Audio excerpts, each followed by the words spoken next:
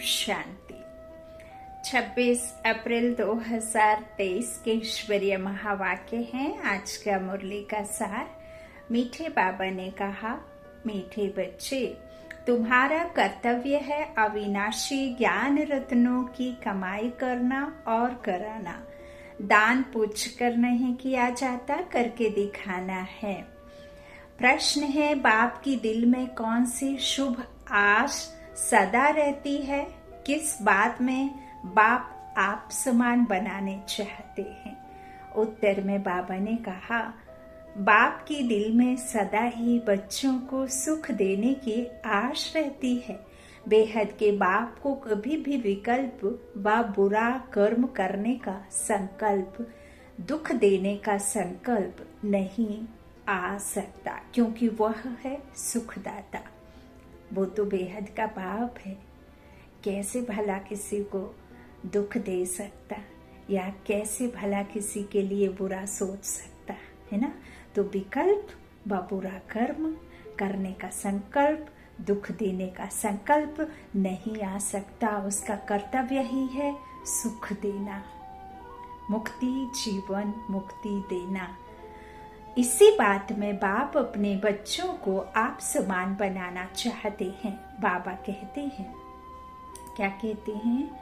बाबा अपने बच्चों को कहते हैं, मीठे बच्चे, जांच करो, मेरे अंदर सदा शुद्ध संकल्प रहते हैं, विकल्प तो नहीं आते हैं। हाँ, विकल्प बाबा ने बताया ना मुरली में, विकल्प किसे कहते हैं? जो व्यर्थ है, जो आपको दुख देने वाले है ना, व्यर्थ संकल्प, उन्हें विकल्प। और जो शुद्ध संकल्प है वो श्रेष्ठ संकल्प, समर्थी है ना। तो शुद्ध संकल्प रहते हैं, विकल्प तो नहीं आते। यह बात बाबा कह रहे हैं कि चेक करो। गीत बहुत प्यारा है आज का। मुखड़ा देख ले प्राणी जरा दर्पण में, देख ले कितना पुण्य है कितना पाप तेरे जीवन में। मुखड़ा देख ले प्राणी, कभी तो पल भर सोच ले प्राणी, क्या है तेरी कर्म कहानी। पता लगा ले पड़े हैं कितने दाग तेरे दामन में। मुखड़ा देख ले प्राणी, खुद को धोखा दे मत बंदे, अच्छे ना होते कपट के धंधे। सदा न चलता किसी का नाटक दुनिया के आंगन में। देख ले दर्पण में, मुखड़ा देख ले प्राणी। बहुत ही प्यारी गीत की लाइन है। बाबा कहते हैं, आत्म चेकिंग है ना, आत्मा में कितने गुण आपने समाये हैं। बाबा के ज्ञान में तो आ गए हैं, लेकिन आत्मा ने अभी कितने गहने का श्रृंगार कर चुकी है ना। 16 श्रृंगार में से कितने श्रृंगार हो गए, कितने बाकी हैं। शुद्ध संकल्प है या विकल्प है, तो यह सब तो नहीं आता है जो आपको सोचना ही नहीं है ना। देखिए, चिंता जरूर करिए, लेकिन शुभ चिंतक बनिए, है ना। सबके प्रति भावनाएं शुद्ध रखिए और श्रेष्ठ संकल्पों से सदा खुद को भरपूर रखिए। अच्छा, ओम शांति। गीत बहुत प्यारा है आज का। भगवान वाची, यह किसने कहा मुखड़ा देख ले प्राणी? प्राणी कहा जाता है जीवात्मा को। जीवात्मा बच्चे है ना बाप के। जानते हैं हम आत्मा है। इस समय हमारी आत्मा का बाप परम पिता परमात्मा है। जीव जो शरीर है, उनका बाप भी अब प्रजापिता ब्रह्मा है। हम बाप दादा की औलाद हैं। बाप बैठ जीव आत्माओं को समझाते हैं, हे बच्चे, अपने दिल दर्पण में जांच करो कि कितना % हम पुण्य आत्मा बने हैं, कितना हम पुण्य करते हैं। मनुष्य तो इन बातों को नहीं समझते कि दान पुण्य विनाशी ज्ञान रत्नों का करना है। यदि आपने परमात्मा से सही रास्ता देख लिया है, तो औरों को दिखाओ। स्वर्ग का रास्ता कहाँ से होकर जाता है? तो औरों को यह अविनाशी ज्ञान रत्न दो, इनका दान करो। यही तो ज्ञान अखुट खजाना बनकर आपको 21 जन्म के लिए प्रारब्धि प्राप्ति कराता है ना। तो बाबा कहते यह भी अभी बुद्धि में आया है कि हमारा बाप, टीचर, गुरु, सब कुछ वह एक बेहद का बाप है। देह अभिमान टूट पड़ता है, उस बेहद के बाप को हमने आधा कल्प याद किया है। याद करना भक्ति मार्ग से शुरू होता है। शरीर रूपी पिता को याद बाबा कहते आधा कल्प किया। भक्त भगवान को याद करते हैं, समझते भी हैं भगवान एक है। हम आत्माओं का बाप वह निराकार है। साकार बाप तो जानवर आदि सबका है ना, चिड़ियों का, पशु पक्षियों का, सबका साकार में बाप होता है। बाबा कहते बाकी यह बाबा वो हमारी जो हमारा वही परम धाम निवासी सच्चा बाबा है, हमको सच्चा बनाने वाला है। पुण्यात्माएं हैं सभी सचखंड में रहने वाली। बाबा क्या कह रहे हैं, है ना। आपसे कोई पूछता है आपका नाम क्या है, आप कहाँ से आए हो, आप क्या करते हो, है ना, तो आप क्या करेंगे, बताएंगे कि हम फलाने फलाने शहर से बिलोंग करते हैं, हमारे माता पिता का यह नाम है, दिनेश, सुरेश, रमेश, जो भी होगा, माता का कमला, सुनैना, जो भी होगा, सरस्वती, तो जो भी होगा वो बताएंगे। आपने पढ़ाई क्या करी ये बताएंगे, आप नौकरी कर रहे हैं, इतना इतना कमा रहे हैं, ये बताएंगे। लेकिन परम पिता परमात्मा हम बच्चों को, विश्व के सर्व आत्माओं को एक ही ज्ञान और एक ही बाप और एक ही पहचान देते हैं कि मीठे बच्चे, तुम ईश्वरीय संतान परमात्मा के बच्चे हो। असल में तुम यहाँ के नहीं हो, तुम तो सिर्फ यहाँ मुसाफरी करने आते हो। तुम असल में परम धाम निराकारी दुनिया के रहने वाले हो, आत्मा हो। और तुम सर्व आत्माएं मुझ परमात्मा की संतान होने के नाते आपस में आत्मा भाई भाई हो, विश्व एक परिवार है। और अब जब तुमने मुझे पहचान लिया है, तुम ईश्वरीय विश्वविद्यालय में पढ़ रहे हो, फिर चाहे कोई कहीं भी बैठ करके पढ़े, लेकिन आपको पढ़ाने वाला मैं हूँ, ईश्वर हूँ। और जो आपको निमित्त बन करके पढ़ाते हैं वो मात्र निमित्त हैं, ज्ञान मेरा है, मैं पढ़ाता हूँ। बाबा कहते हैं इस तरह जो भी अविनाशी ज्ञान रत्नों का करना है ना, तो बाबा क्या कहते हैं कि हमारा बाप, टीचर, गुरु, सब कुछ वह एक बेहद का बाप है। देह अभिमान टूट पड़ता है, उस बेहद के बाप को हमने आधा कल्प याद किया है ना। तो बाबा कहते यह तो भक्ति मार्ग से शुरू हो जाता है और साकार बाप सबके होते हैं। तो बाबा क्या कहते हैं, बाकी यह बाबा हमारा वही है ना, सच्चा बाबा, तो हमको सच्चा बनाने वाला। बाबा क्या कहते हैं, पुण्य आत्माएं हैं सभी सचखंड में रहने वाली, तुम जानते हो।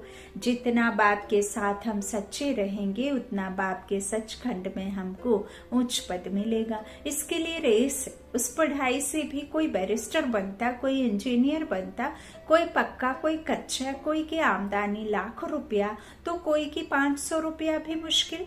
पढ़ाई पर मदार ठहराना। अब तुम बच्चे अविनाशी ज्ञान रत्नों से भंडारा भरते हो, जो ही काम आना है। धारणा कर पुण्य आत्मा बनना है, औरों को भी दान दे पुण्य आत्मा बनाना है। दिल से पूछना है हम कितना धारण कर और पुण्य करते हैं।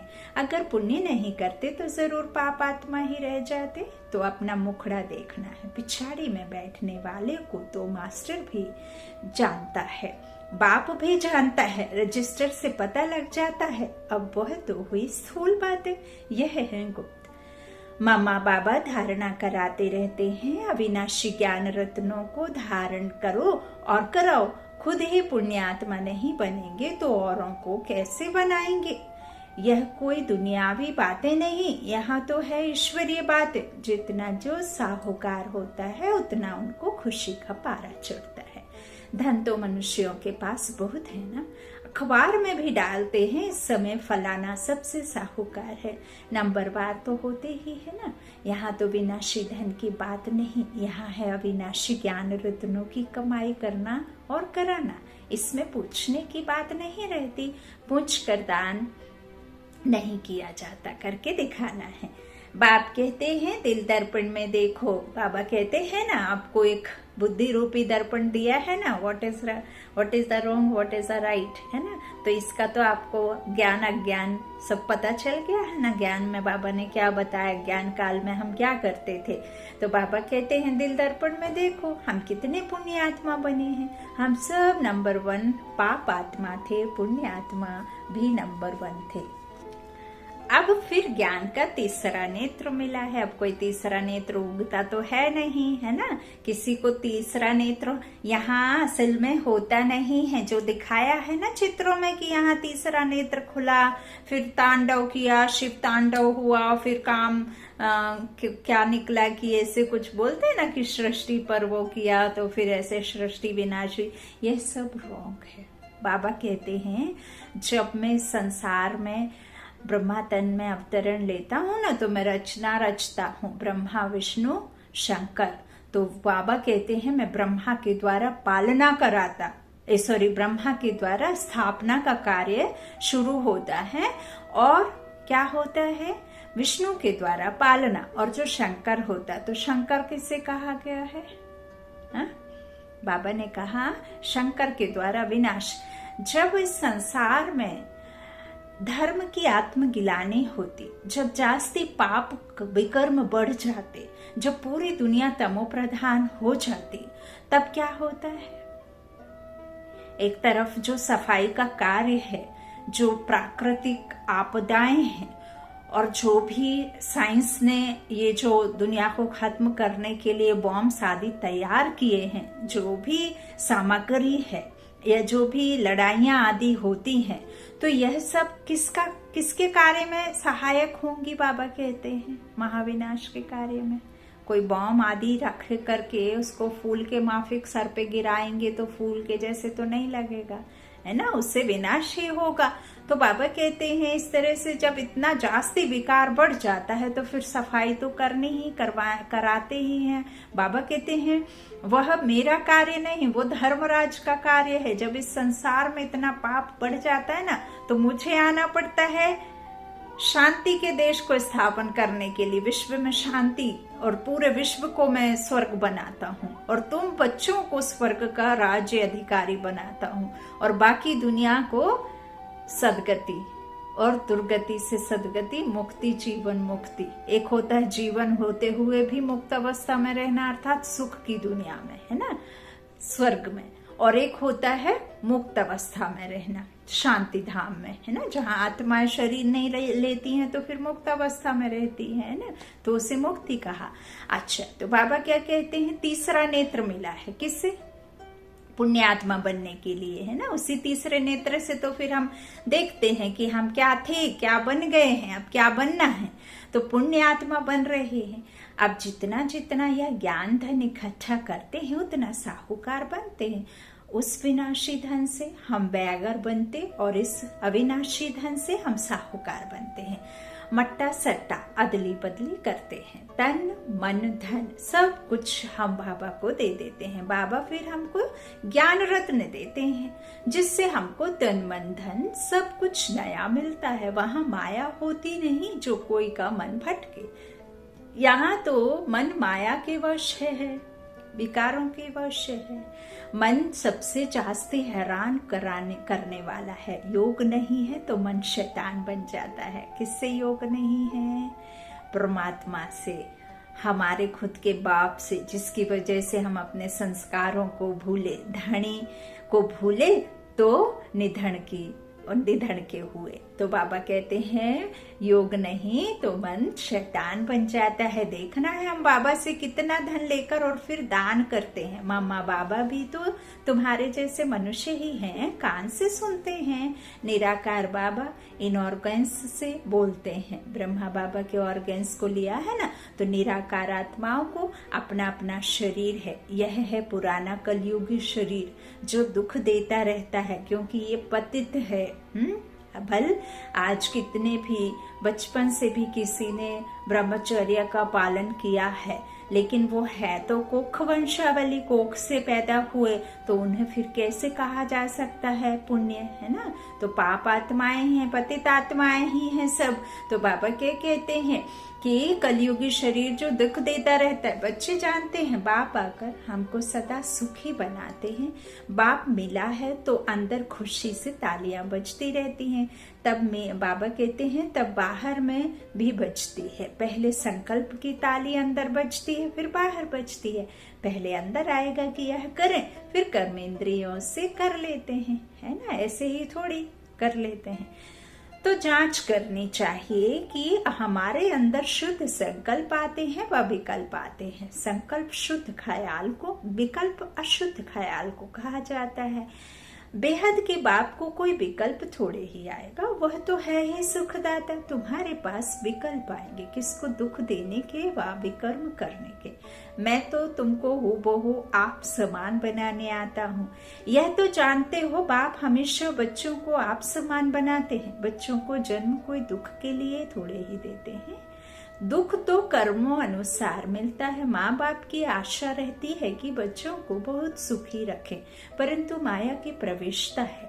लौकिक बाप समझते हैं बच्चों को शादी कराए बहुत सुख देते हैं, परंतु पारलौकिक बाप कहते शादी किया माना बर्बादी किया। देख रहे हैं चारों तरफ, हमने वीडियो भी डाला है कि बाबा क्यों मना करते हैं। जरा चारों तरफ अपनी बुद्धि घुमा करके एक बार जरूर सोचना इस दुनिया में कि देखो कितनी बच्चियां ऐसी हैं जो विवाह के बाद घर माता पिता का जो उनके शरीर रूपी माता पिता होते हैं उनका मुख तक नहीं देख पाती हैं। उनको कैसे जला दिया जाता है, कैसे डावरी के प्रेशर में बच्ची सोचती है कि माता पिता गरीब हैं, कैसे वो इतना धन इकट्ठा करके देंगे, कैसे इतने गरीबी में वो अपना खर्चा चला के कैसे मुझे विवाह किया है और अब कैसे ये हमारी मांग पूरी करेंगे, इन सबको देंगे।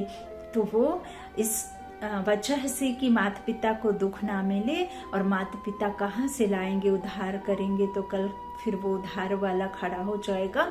तो वो बच्ची क्या करती है, किसी को नहीं बताती है, और वो डावरी के चक्कर में घर वापस तक नहीं आती है। कब उसका अंत हो जाता है, कब वो आत्मा शरीर छोड़ देती है, किसको, कितने माँ बाप हैं जिनको पता तक नहीं चलता है ना।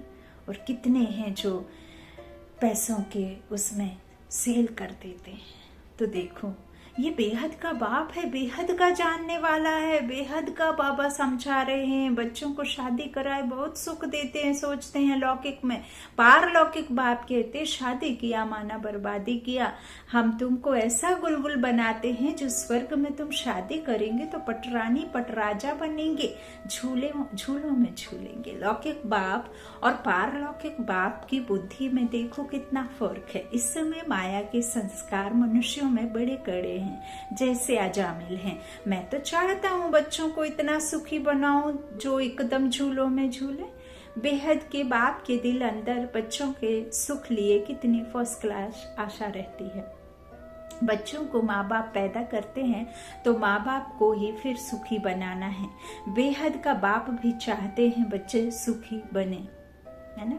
और देखिए आज यदि अभी देखिए शादियों का सीजन चल रहा है तो गीत भी चलते हैं, विदाई गीत आपने सुना होगा। तो असल में यदि जिस भी बच्चे को, चाहे वो मेल हो चाहे फीमेल हो, लेकिन सभी परमात्मा के बच्चे हैं और आत्मा सजनिया हैं, या आप यूं कहें कि वो परमात्मा जो हमारा साजन है लेकिन वो बाबुल भी है। तो वो बाबुल, और जो आपने गीत गाया है ना कि खुशी खुशी कर दो विदा, है ना। बाबुल की दुआएं लेती जा तुझको सुखी संसार मिले, है ना। बाहों के झूले में झुलाया तुझको, कभी तुझे किसी का किस तरह से, इतनी प्यारी प्यारी लाइनें हैं ना। तो आज जरा यदि हम परमात्मा को अपना बाबुल मानते हैं तो देखो ये सच्चा प्यार, सच्चा सुख, सच्चे सुख के बाहों के झूले में बाबा झुलाते हैं, हमें इतना सुख देते हैं, इतना सुख देते हैं। है दुख जीवन में, ऐसे नहीं है कि आपके जीवन में दुख नहीं, बहुत दुख है, लेकिन वो दुख तो हमारे हैं, बाबा ने थोड़ी दिए हैं। लेकिन बाबा तो हमें देखो कितना सुख के बाहों के झूले में झुला रहा है, पालना दे रहा है। ऐसा भाग्य आपने कभी सुना, सोचा, कभी देखा कि खुद ईश्वर अपने छत्र छाया में हमें पालना दे रहा है, ईश्वर अपनी बाहों के झूले में झुला रहा है, ज्ञान रत्नों से श्रृंगार कर रहा है, ज्ञान मुरली सुना करके हमको कहाँ भेज रहा है, खुद वहां आता नहीं है।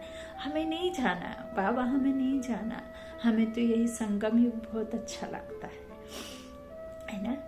तो कितना जा तुझे सुखी संसार मिले, इसलिए बाबा हमें श्रृंगार करते हैं। तो बाबा क्या कहते हैं, बेहद के बाप के दिल अंदर बच्चों के सुख लिए कितनी फर्स्ट क्लास आशा रहती है।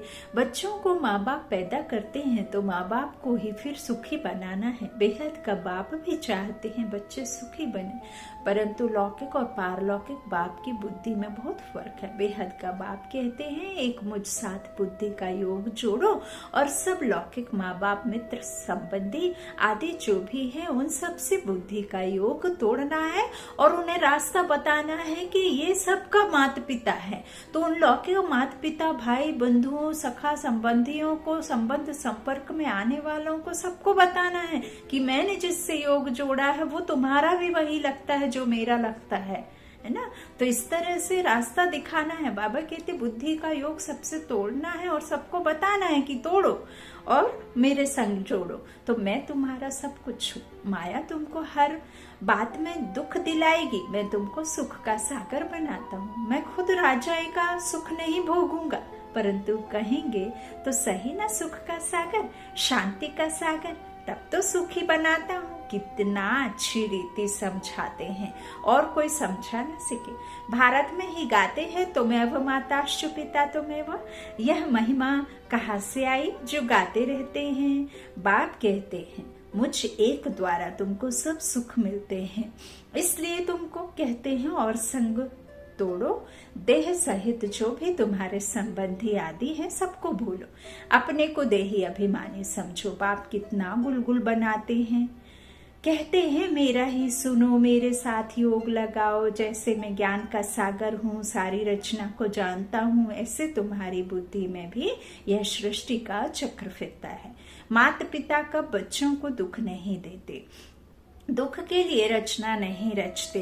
अब बाप कहते हैं बीती सो बिंदी, ड्रामा अनुसार अब गुलगुल पवित्र बनो। वहां तो विकारों की बात नहीं होती, महाराजा महारानी बनते हैं। सारी दुनिया कहती है सतयुग हेवन वॉइसलेस वर्ल्ड है। वहां के देवी देवताओं को सब पूजते हैं क्योंकि पवित्र थे, सर्वगुण संपन्न थे। 16 कला से फिर कलाहीन बनना ही है। चंद्रमा भी पिछाड़ी में देखो क्या हो जाता है, धीरे धीरे कट कट कट कट करके एकदम अंधेरा बिल्कुल फिनिश हो जाता है, उसकी कलाएं कम हो जाती है तो उजाला बंद हो जाता है। तो जिसको अमावस्या कहते हैं यह भी ऐसे ही है। मनुष्यों में कोई गुण नहीं रहा है। 16 कला तो क्या एक कला भी नहीं रही है। एक कला भी ना रहने से इसको घोर अंधियारा कहा जाता है। फिर कलाएं आते आते 16 कला बन जाएंगे। अभी तुम कलाहीन बनने काले बन पड़े हो। ब्रह्मा की अंधियारी रात कही जाती है। ब्रह्मा को प्रजापिता कहा जाता है। तुम कहलाते हो ब्रह्मा कुमार कुमारी। पहले बीके की अंधियारी रात थी, अब सोचरे में आए हैं। फिर 16 कला बनते हैं। जो 16 कला सूर्यवंशी थे उनकी कलाएं कम होती गई। अब फिर सब कलाएं धारण कर रहे हैं। ऐसा धारण करते हैं जो सतयुग में 16 कला संपूर्ण बनते हैं। जैसे राजा रानी 16 कला संपूर्ण, वैसे ही लकी स्टार्स यथा राजा रानी तथा प्रजा नंबरवार तो होते ही हैं। अभी तो राजाएं रंक बन गए हैं, रंक से ही फिर राजा बनेंगे। अब बाप कहते हैं इन सबको भूल अशरीरी बन जाओ, अपने को देही समझ मित्र संबंधी आदि सबको भूलो। अब तुम सब कुछ बलि चढ़ते हो। हम तुमको अविनाशी ज्ञान रत्न देते हैं। एक एक रत्न की वैल्यू कोई कर नहीं सकते। बाबा रूप बसंत की कहानी सुनाते हैं जिनके मुख से रत्न निकलते थे। बाकी तो सब भक्ति मार्ग के शास्त्र बना दिए हैं। सदगति करने वाला एक ही बाप है जो ज्ञान से तुम्हारी सदगति करते हैं। इसको ज्ञान अमृत भी कहा जाता है। मानसरोवर कहते हैं, अमृत भी कहते हैं। वहाँ पानी पिलाते हैं ब्राह्मण लोग, लोटी में पानी डालकर कहते हैं अमृत है ना। वास्तव में यह ज्ञान तो नॉलेज है। हाँ, बाप कहते हैं लाडले बच्चे, तुम देही अभिमानी बनो, माया छोड़ेगी नहीं। तुम देही अभिमानी बनने की कोशिश करेंगे तो माया फिर देही अभिमानी बनाती रहेगी। यह लड़ाई नंबर 1 है। माया देह अभिमानी बनाए एकदम खड्डे में डाल देती है, देरी नहीं करती। तो अपनी बुद्धि से काम लेना चाहिए। बाबा तो कहेंगे अच्छी रीति पढ़ो तो टीचर का भी नाम वाला होगा। बाप है इजाफा देने वाला। अच्छी रीति पढ़ने वाले को और पढ़ाने वाले को इजाफा मिलता है, वाह वाह निकलती है। पद भी उच्च पाना है तो पहले पहले अपने दर्पण में देखो, हमारा बाप के साथ लव है। कितना मैं देही अभिमानी हूँ, कितना मैं रात दिन पुरुषार्थ करता हूँ। देह अभिमान आने से यात्रा में खड़े हो जाते हैं, बाप को याद करना भूल जाते हैं। रूहानी यात्रा खत्म हो जाती है, खड़े हो जाते हैं और ही 2 कदम पीछे हट जाते हैं। एक तरफ फायदा होता है, दूसरी तरफ नुकसान भी हो जाता है। देही अभिमानी बनते खाता भरता जाता है। कहाँ बाबा कहते माया कहाँ न कहाँ घाटा डाल देती है। रिस्पॉन्सिबल बच्चे अपने खाते का विचार रखते हैं, नहीं तो कोई देवाला मारते हैं। यह व्यापार ही ऐसा है जो जमा भी होता है, होता तो ना भी होता। माया भुला देती है ना। तो देखना है कितना बाप को याद करते हैं और कितना औरों को आप समान बनाते हैं। व्यापारी तो सब हिसाब रखते हैं ना, नहीं तो व्यापारी नहीं, अनाड़ी हैं। कोई तो बहुतों को सुख देते हैं। बच्चे बाबा को लिखते भी हैं कि फलाने ने ऐसा तीर मारा जो मैं पाप आत्मा से पुण्य आत्मा बन गया। उन पर बलिहार चाहते हैं, साथ में शरीर निर्वाहार्थ कर्म भी करना है। गृहस्थ व्यवहार में रहते बाप से व्यापार भी करना है। योग बल से पापों को भस्म करना है। बाबा ने कल की मुरली में भी लिखा है कि मैं सारे बच्चों को तो अपने पास बिठाकर बुला नहीं सकता हूँ। जो जहाँ है, जिस ड्रामा में है, गृहस्थ में है, बच्चों को संभाल रहे हैं, नौकरी कर रहे हैं, माता पिता को संभाल रहे, जिसको जो ड्रामा मिला है वहीं रह करके मेरा पढ़ाई पढ़ो और चले जाओ इस दुनिया में। बाबा कहते हैं मैं अपने पास नहीं रख सकता। योग बल से पापों को भस्म करना है, औरों को पुण्यात्मा बनाना है। यह है सारा बुद्धि का काम। बुद्धि सालिम तब बनती है जब बाप को याद करते हैं, नहीं तो देह अभिमान में मित्र संबंधी याद आएंगे। माया छोड़ती नहीं है। शिव बाबा की मत पर चलते चलते श्रीमत को भी लात मार देते हैं, फिर पद भ्रष्ट बन जाते हैं। अंत में बहुत पछताएंगे, त्राही करेंगे। अच्छे बच्चे तो सबके दिल पर चढ़ते हैं, नाम भी बाला करते हैं। पांडव सेना में कौन कौन महारथी हैं और कौन कौन उस सेना में महारथी हैं?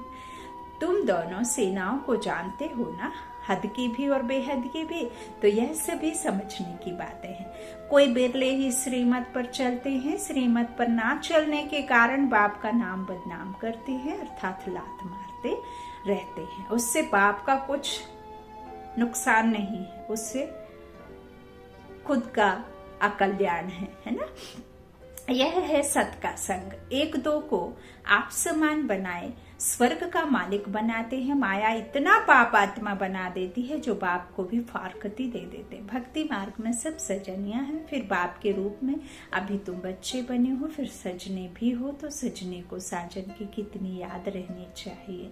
अच्छा, मीठे मीठे सिकीला दे बच्चों प्रति माता पिता बाप दादा का याद प्यार और गुड मॉर्निंग। रूहानी बाप की रूहानी बच्चों को नमस्ते। हम रूहानी बच्चों की रूहानी माता पिता बाप दादा का याद प्यार और गुड मॉर्निंग। धारणा के लिए मुख्य सार। पहला बाबा ने कहा, रूप बसंत बन मुख से ज्ञान रत्न निकालने हैं, योग से अपनी बुद्धि को साले मुख बनाना है।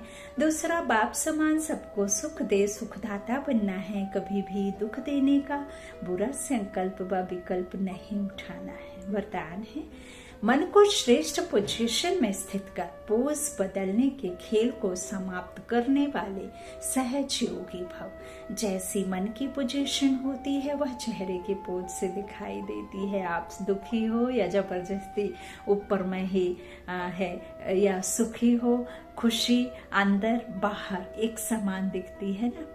फेस एक्सप्रेशन से समझ जाते हैं ना। कई कहते बहुत खुश हूँ, पर समझ में तो आता है ना, मुख में कुछ अंदर कुछ तो दिखाई देते हैं ना। पोज। कई बच्चे कभी कभी बोझ उठाकर मोटे बन जाते हैं, कभी बहुत सोचने के संस्कार के कारण अंदाज से भी लंबे हो जाते हैं, और कभी दिल शिकस्त होने के कारण अपने को बहुत छोटा देखते हैं। बहुत सारे भाई बहनों के सवाल के जवाब हैं आज के वरदान में। दिल शिकस्त, हिम्मतहीन। दिल शिकस्त होना मतलब बाबा से दिल छोटी कर लेना कि हमारा तो कुछ भला हो ही नहीं रहा है, और कुछ इतना सोचते हैं, है ना, कि एक्शन ही नहीं लेते, और कुछ एक्शन ले लेते हैं, सोचते नहीं हैं। तो बाबा क्या कहते हैं, और कभी दिल शिकस्त होने के कारण अपने को बहुत छोटा देखते हैं, तो अपने ऐसे पोज साक्षी होकर देखो और मन के श्रेष्ठ पोजीशन में स्थित हो। ऐसे भिन्न भिन्न पोज परिवर्तन करो, तब कहेंगे सहज योगी। स्लोगन है, खुशियों के खान की अधिकारी आत्मा सदा खुशी में रहती और खुशी बांटती है। खुशियों के खान की अधिकारी आत्मा सदा खुशी में रहती और खुशी बांटती है। अच्छा, ओम शांति, ओम शांति। आप सभी यूं ही मुरली बाबा की सुनते रहें, ज्ञान धारण करते रहें, धारणा कराते रहें।